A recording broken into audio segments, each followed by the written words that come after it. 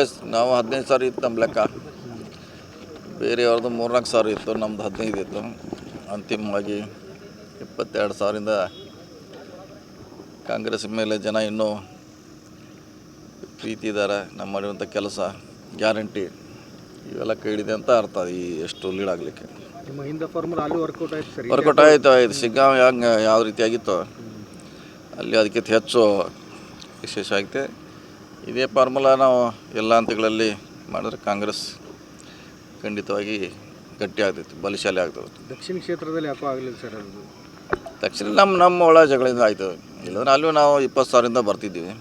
ನಮ್ಮ ಒಳ ಜಗಳಿಂದ ನಮ್ಮಲ್ಲಿರುವಂಥ ಸಮಸ್ಯೆಗಳಿಂದ ನಾವು ಅಲ್ಲಿ ಹಿನ್ನಡೆ ಆಗಿದೆ, ಅದ್ರ ಗೆದ್ದಿದ್ದೀವಿ ಅಂತಿಮವಾಗಿ. ಕಾಂಗ್ರೆಸ್ಗೆ ಒಂದು ರೀತಿ ಎಚ್ಚರಿಕೆ ಗಂಟೆ ಸರ್. SDP ನಿಮ್ಮ ಮತಗುಟ್ಟಿಗೆ ಲಗ್ಗೆ ಹಾಕಿ. ಕರೆಕ್ಟ್, ನೀವು ಹೇಳಿದಂಗೆ ಭಾಳಷ್ಟು ಅದೊಂದೇ ಅಲ್ಲ, SDP ಎಲ್ಲ ಬೇರೆ ಬೇರೆ ಫ್ಯಾಕ್ಟ್ರಿ ಕೂಡ ನಾವು ಗಮನಿಸಬೇಕಾದ ಭಾಳ ಅವಶ್ಯಕತೆ ಇದೆ. ಯಾಕಂದರೆ 85% ಮತಗಳಿದ್ದು ಸರ್. 5 ಮತಗಳೇ ಕೈ ತಪ್ಪಿವೆ ನಿಮಗೆ.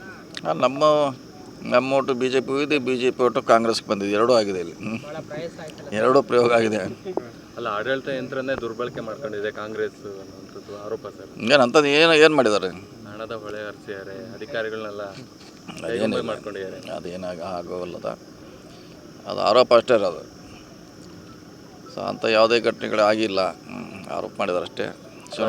BJP ಆರೋಪ ಮಾಡ್ತಿರೋದು ಬೂತ್ ಮುಂದೆನೇ ದುಡ್ಡು ಹಂಚಿದ್ರು ಕೂಡ ಆಡಳಿತಾಧಿಕಾರಿ ಯಾರಾದರೂ ಅಂದರೆ ಚುನಾವಣಾಧಿಕಾರಿಗಳೇನು ಮಾಡಿಲ್ಲ, ಆ್ಯಕ್ಷನ್ ತೊಗೊಂಡಿಲ್ಲ. ಇಲ್ಲ, ಮಾಡಬೇಕಿತ್ತು, ಆ ಸಂದರ್ಭದಲ್ಲಿ ಮಾಡಬೇಕಿತ್ತಲ್ಲ. ಅದು ಸಂಬಂಧಪಟ್ಟ ಅಧಿಕಾರಿಗಳ ಥರ ಹೇಳಬೇಕಿತ್ತು. ಸೊ ಮಾಡಿದ್ರೆ ಮಾಡ್ತಿದ್ರು. ಈಗ ಆಗಿ ಮುಗಿದು ಹೋಗಿದ್ರು, ಅದ್ರ ಬಗ್ಗೆ ಏನು ಚರ್ಚೆ ಮಾಡಿ ಅನ್ನೋ ಅವಶ್ಯಕ. ಅಂದರೆ ಇಲ್ಲಿ ದಾವಣಗೆರೆ ದಕ್ಷಿಣ ಕ್ಷೇತ್ರದಲ್ಲಿ ವಿಶೇಷವಾಗಿ ನಾವು ದುಡ್ಡು ಕೊಟ್ಟರೆ ಓಟ್ ಹಾಕಕ್ಕೆ ಬರ್ತೀವಿ ಅಂತ ಕೆಲವೊಂದಿಷ್ಟು ಜನ ಮಾತಾಡೋದು ವಿಡಿಯೋಗಳು ಎಲ್ಲ ನಮ್ಗೆ ಇರ್ತಾರೆ. ಒಂದು ಕಾನ್ಸ್ಟಿಟ್ಯೂನ್ಸಿಯಲ್ಲಿ, ಒಂದು ರಾಜ್ಯದಲ್ಲಿ ಎಲ್ಲ ನಮ್ಗೆ ಇರ್ತಾರೆ. ಎಲ್ಲರನ್ನೂ ಬ್ಯಾಲೆನ್ಸ್ ಮಾಡೋದೇ ರಾಜಕೀಯ. ಮೊನ್ನೆ ಸಿದ್ದರಾಮಯ್ಯ ಹೇಳಿದ್ರು ಸರ್, 5 ವರ್ಷ ನಾನೇ CM ಆಗಿರ್ತೀನಿ, 5 ವರ್ಷ ಅಧಿಕಾರದಲ್ಲಿ ಇರುತ್ತೆ, ಅದೇ 5 ವರ್ಷ ನಾನೇ ಇರ್ತೀನಿ ಅನ್ನೋಂಥ ಅವ್ರು ಹೇಳಿದ್ದಾರೆ. ಅದು ಅವ್ರಿಗೆ ಸಂಬಂಧಪಟ್ಟದ್ದು ಅವ್ರು ಹೇಳಿದ್ದಾರೆ. ಸೊ ಅದು CM ಅವ್ರಿಗೆ ಅನಿಸ್ತೈತೆ ಅಷ್ಟೇ. ಅವ್ರ ಲೆವೆಲಲ್ಲಿ ಹೇಳಿದ್ದಾರೆ. ಅದರ ನಾವು ಪ್ರತಿಕ್ರಿಯೆ ಕೊಡ್ಲಿಕ್ಕೆ ಆಗೋಲ್ಲ. ಯಾಕಂದರೆ ಇವಾಗ ಕುರ್ಚಿ ಕಿಟ್ಟೋದು ಸಾಕಷ್ಟು ನಡೀತೈತೆ ಸರ್. ಇದೆ, ಗೊಂದಲ ಇದೆ ಬಗೆಹರಿಸಲಿಕ್ಕೆ ಶಾರ್ಟ್ಲಿ ಸಭೆ ಆಗ್ಬೋದು ಡೆಲ್ಲಿಯಲ್ಲಿ. ನಾವು ನಿರೀಕ್ಷೆಯಲ್ಲಿ ಇದ್ರೆ ಬೇಗ ಆಗ್ಬೇಕಂತ. ಪಂಚರಾಜ್ಯ ಚುನಾವಣೆ ನಂತರ ಆಗುತ್ತೆ ಅಂತ ಅದೇ ಗೊತ್ತಿಲ್ಲ, ಯಾರು ಆಗ್ತಾರೆ ಬಿಡ್ತಾರೆ, ಅದು ವಿಷಯ ಬೇರೆ. ಗೊಂದಲ ಬಗೆಹರ್ಬೇಕಂತ ಅಷ್ಟೇ ನಮ್ಮ ರಿಕ್ವೆಸ್ಟ್. ಖರ್ಗೆ ಅವ್ರ ಹೆಸರು ಮುನ್ನೆಲೆಗೆ ಬರ್ತಾ ಇದೆ, ಅದ್ರ ಬಗ್ಗೆ ಗೊತ್ತಿಲ್ಲ. ಅದು ಅಂತಿಮವಾಗಿ ಹೈಕಮಾಂಡ್ ಮಾಡಬೇಕು ಸರ್. ಈಗೆಲ್ಲ ನಿಮ್ಮ ಅಭಿಮಾನಿಗಳು ಹೇಳ್ತಾ ಇದ್ದಾರೆ, ಎಲ್ಲ ಕೊಟ್ಟ ಟಾಸ್ಕ್ಗಳನ್ನು ಪೂರೈಕೆ ಮಾಡ್ತಾ ಇದ್ದಾರೆ, ಅಧ್ಯಕ್ಷ ಸ್ಥಾನ ಕೊಡಬೇಕು, KPCC ಅಧ್ಯಕ್ಷ ಸ್ಥಾನ. ನೋಡೋಣ, ಅದು ಹೈಕಮಾಂಡಿಗೆ ಬಿಟ್ಟಂಥ ವಿಚಾರ. ಕಾದು ನೋಡೋಣ, ಇನ್ನೂ ಟೈಮ್ ಇದೆ ಅದಕ್ಕೆ. ಯಾಕಂದರೆ ಇನ್ನು 2 ವರ್ಷ ಚುನಾವಣೆ ಉಳಿತು. 5 ಮತಗಳನ್ನು ಕ್ರೋಢೀಕರಿಸೋದು ಬಹಳ ಅಗತ್ಯ ಇದೆ. ಹೀಗಾಗಿ ನಾಯಕತ್ವವನ್ನು ಕೊಡಬೇಕು ನಿಮಗೆ KPCC ಅಧ್ಯಕ್ಷ ಸ್ಥಾನ ಅನ್ನೋದೊಂದು. ವೇಟ್ ಮಾಡೋಣ, ಅದು ಗಮನಿಸಿದೆ ಹೈಕಮಾಂಡು ಯಾರು ಏನು ಕೊಡ್ಬೇಕಂತ. ಸೊ ಕಾದು ನೋಡೋಣ. ಓಕೆ,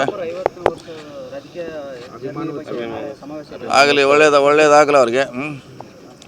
ಯಡಿಯೂರಪ್ಪನವ್ರಿಗೆ ಅವರೊಬ್ಬ ಹೋರಾಟಗಾರರು, ಭಾಳ ಕೆಳ ಹಂತದಿಂದ ಇಲ್ಲಿವರೆಗೆ ಬಂದಿದ್ದಾರೆ. ಸೊ ಅವ್ರ ಉತ್ಸವ ನಮ್ಗೆ ಕೂಡ ಅಷ್ಟೇ ಸಂತೋಷ. ರಾಜಕೀಯ ಬೇರೆ, ಪಾರ್ಟಿ ಬೇರೆ. ವ್ಯಕ್ತಿಗತ ಬಂದಾಗ ಈಗ ಅವರ ಹುಟ್ಟುಹಬ್ಬ ಅದು. ಸೊ ಎಲ್ಲರನ್ನ ಸ್ವಾಗತ ಮಾಡಬೇಕಾಗುತ್ತೆ, ಅವರಿಗೆ ಅಭಿನಂದಿಸ್ಬೇಕಾಗುತ್ತೆ. ನಾವು ಕೂಡ ಅವ್ರಿಗೆ ಅಭಿನಂದಿಸ್ತೇವೆ. ಅವ್ರ ಪಕ್ಷದಲ್ಲಿರುವಂಥ ಕೆಲವ್ರ ಬಗ್ಗೆ ಎಚ್ಚರಿಕೆ ಇರಬೇಕು. ಯಾಕೆಂದರೆ ಅವ್ರನ್ನು ಸ್ಥಾನದಿಂದ ಕೆಳಗಿಳಿಸಿದ್ದಾರೆ. ಈಗ ಅವರೇ ಉತ್ಸವ ಮಾಡಲಿಕ್ಕೆ ಹೊಂಟಿದ್ದಾರೆ. ಅವರು ಮುಂದಿನ ದಿನಗಳಲ್ಲಿ ಅವರ ವಿಜೇಂದ್ರ ಭಾಳ ಹುಷಾರಾಗಿ ಹೆಜ್ಜಿಟ್ರೆ ಅವರು ಯಶಸ್ವಿ ಆಗ್ತಾರೆ ಅಷ್ಟೇ. ಅವ್ರಿಗೆ ವಿನಂತಿ. ತಮಿಳುನಾಡಲ್ಲಿ ರಾಜ್ಯಪಾಲರ ನಡೆಗೆ ಆಕ್ರೋಶ ವ್ಯಕ್ತ. ಅದು ಭಾಳ ಕೆಟ್ಟ ಸಂಪ್ರದಾಯ. ಅದು ಯಾರು ಹೈಯೆಸ್ಟ್ ಇರ್ತಾರೆ ಇಲ್ಲಿವರೆಗೆ ಕೊಟ್ಟಿದ್ದಾರೆ. BJP ಅವ್ರಿಗೆ ಕೊಟ್ಟಿದ್ದಾರೆ, ಕಾಂಗ್ರೆಸ್ ಕೊಟ್ಟಿದ್ದಾರೆ, ಬೇರೆ ಪಕ್ಷದವ್ರಿಗೆ ಕೊಟ್ಟಿದ್ದಾರೆ. ಆದರೆ ಇವ್ರು ನೀವು ತೋರಿಸಬೇಕಂತೇನಿಲ್ಲ, ಒಳಗಡೆ ಅದು. ಅಲ್ಲಿಲ್ಲಾಂದರೆ ಬಿದ್ದೆ ಹೋಗ್ತೈತಿ. ಎಲ್ಲನೂ ನೀವು 118 ತೋರಿಸೋದಂದ್ರೆ ಭಾಳ ವಿಚಿತ್ರ ಘಟನೆ ಇದೆ. ನಾವು ಎಲ್ಲರೂ ಕಂಟೆಂಟ್ ಮಾಡ್ತೀವಿ. ಏನು ಅವೈಲೇಬಲ್ ಇದೆ ಅವ್ರ ಕಡೆ ಅಷ್ಟರ ಮ್ಯಾಗೆ ಕೊಡಬೇಕು ಅವ್ರಿಗೆ.